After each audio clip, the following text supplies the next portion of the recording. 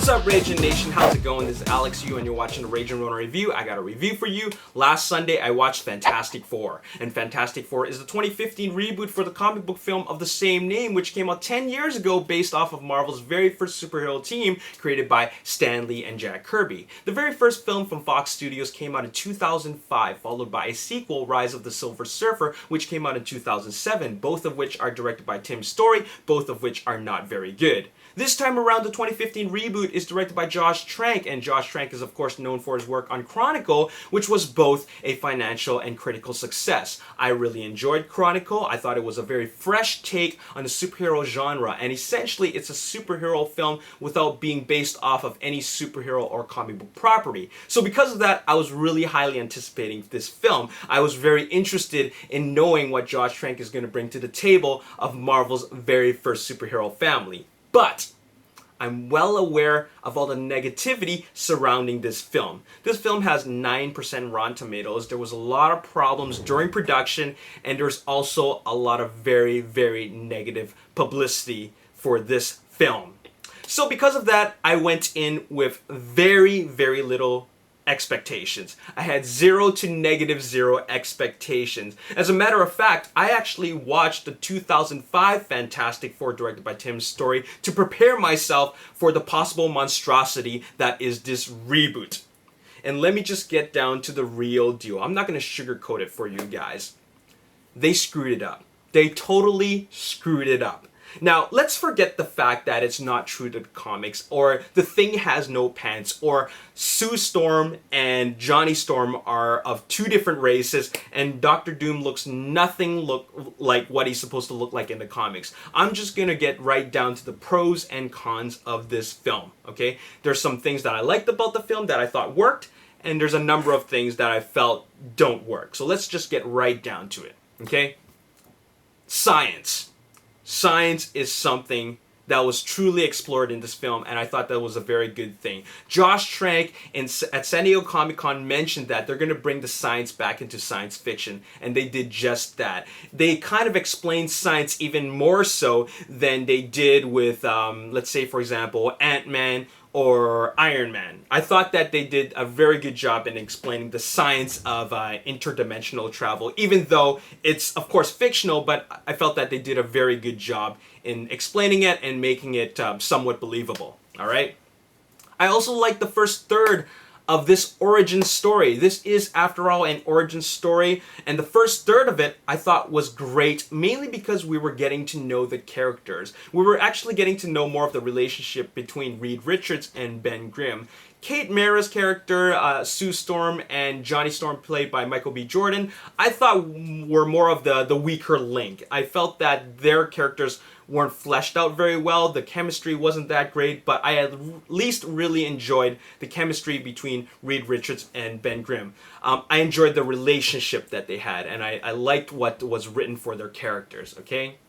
The final act of the film was not bad. Okay, I'll say that it is not bad. I won't say that it is great, but it's not bad. What is a good thing about the final act of the film, and I'm talking about the finale, is that you see the team working together in not a very cheesy way that was represented in the 2005 film.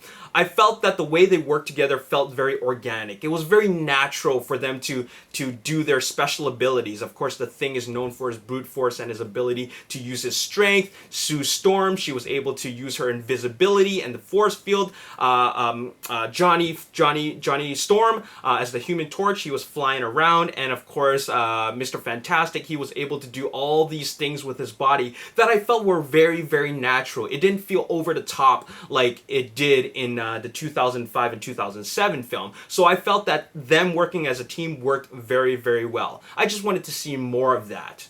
All right.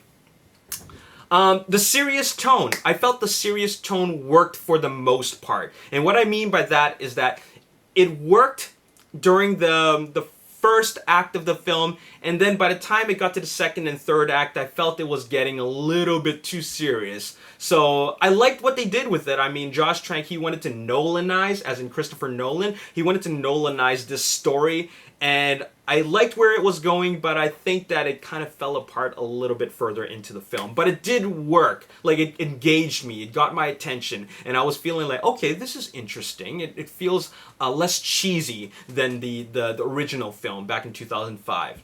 Okay, let's talk about Doctor Doom and what I thought that was great about Doctor Doom.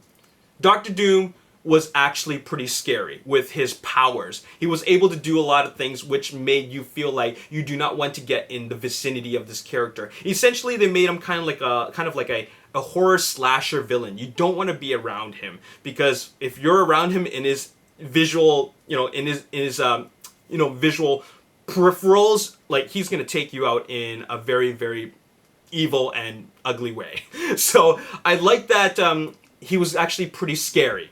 Okay, but I don't mean physically, but as a whole, like as a villain. Okay, I also like the tension between Reed Richards and Victor Von Doom. It was very minute, but it was at least there, and it felt believable. Okay, and the final thing that I liked about this film was the look of the Thing. We're not dealing with foam suits anymore. We're not dealing with a fake-looking costume. We're dealing with full-on CG that looked very, very believable, and they did a good job with the CG. All right? So those are the things that I really liked about the film. I thought that these things worked. Now let's talk about the cons of this film, the things that didn't work for me. First of all, it's another origin story, and because of that, it just feels very, very slow. It's not very eventful. It's something that we've seen before. It's a different take on it, but at the end of the day, we're seeing how they come together again, and it just kind of drags, okay? Cliche story regarding the military applications of these four characters. Military applications. This is something we've seen before. Ant-Man, Iron Man, the Incredible Hulk, S.H.I.E.L.D. wanting to know more about the Thor character. This is all this is all surrounding these forces beyond our control, and the military wanted to gain access to it so they can use it somehow. We've seen this thing so many times before, and I just find that it's very, very cliche. It's been done to death, and the fact that these characters, the Fantastic Four, or at least some of them, even agreed to be applied militarily, I don't buy it. Okay, I think that it's just not a very good story element for the film. Okay. There's not enough action in this movie. All the action's at the very final act of the film. It's just all this build-up for this kind of lackluster finale. It's nothing really that exciting. I mean, you're watching all these cool visuals in the, where they fight, and you get to see all their superhero abilities, and you get to see how they work as a team, and that is great. But ultimately, this is not a very exciting, climactic battle, mainly because we don't even get to really know the Doctor Doom character. We spent all of our time getting to know mainly Reed Richards and not so much about the other guys, other characters. And we spent the least amount of time getting to know Doctor Doom. All right, so because of that, I don't really care why they're even fighting. All I care about is that, well, at least we're getting to see something out of it, okay? This movie felt rushed. It was not very eventful. It was just a bunch of spending time in the lab. Earlier I said in my pros about this film is that I felt the serious tone worked, but then it started to feel like, okay, this film is getting too serious. Like, it's like Josh Trank wanting to emulate Christopher Nolan way too much, to the point where they took the fantasy out of fantastic. Where's the fantasy elements about it? Where's the fun? They took it all away. It's just too serious, and it just felt like it didn't work for the tone of this film. Essentially, I think it's the wrong tone for this film. Dr. Doom totally felt overpowered. Even though he's a character that I didn't really care so much about, I felt that, like, he was just too strong for his own good. Like, you really couldn't defeat this guy no matter what. I mean, I think it's great that you have a very strong and formidable opponent, but they didn't really explain what his powers really are. He just did them, and then suddenly he's able to do anything he wants with his abilities. And of course that's what he can do in the comics, but like I said, we don't really get to know about his character, and suddenly he's got all these powers. So whatever. Okay. The acting and dialogue got progressively worse as we continued throughout the film. It just did. Pay attention to this film as a whole. Okay. It's got a pretty good beginning because you get to see the chemistry and the dialogue, which was quite engaging. But then later on, it gets worse and worse and worse to the point where I'm just really losing my attention. Well, not really losing my attention, but losing my connection with what is going on throughout the film. Okay, so it gets pretty bad near the end. And like I said before, the weakest link is Kate Mara and Johnny Storm. Johnny Storm, a character that is the most exciting out of the Fantastic Four team. Like, he can flame on and he can throw fireballs. That's very exciting. Completely underused. And Kate Mara, she's just, we don't get to see a whole lot of her, to the point where anytime we see her on, it's just really... It's really nothing that really engages me. Reed Richards and Sue Storm are supposed to have some chemistry, but they really don't. And I think that's all I really got to say about this film. You know, it's not that it's an awful film. Like, it's not that it's a really, really bad film. It's just that they tried too hard to make it good. And that is the problem. And you could see where all the problems happened during production. This movie felt rushed, and it was all because of the feud between Fox Studios and Josh Trank. And because of that, we ended up with a pretty poor product in the end. But I'm not going to say it is as bad as what people say. I don't think it deserves 1 out of 10. I've seen worse. Okay, so I'm not going to give it a 1 out of 10. I'm going to give it a 4 out of 10 because there are at least some things that I thought were decent about this film. There was a lot of things that plagued this film, but there was also a lot of things that I felt were done quite decently. And I appreciate the effort that Josh Trank put into this. I just don't appreciate the fact that the tension between him and the production spilled onto the story. And, you know, he let his personal feelings and hostility affect what happens to the story. And if essentially it hurts the fans.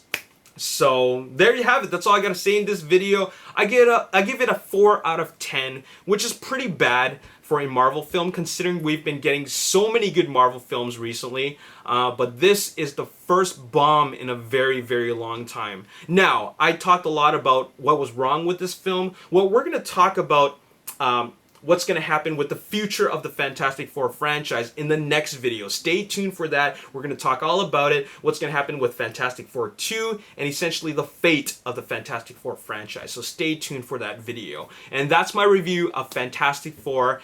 And watch it if you're a hardcore fan and you're just really curious about how bad it ended up being. That's why I went to watch it. I was really curious about how bad it could really be. Watch it with an open mind and watch it with very, very low expectations, and you will come out of the theater like I did. And then I came out feeling that, you know what, it's really not that bad, but it is bad.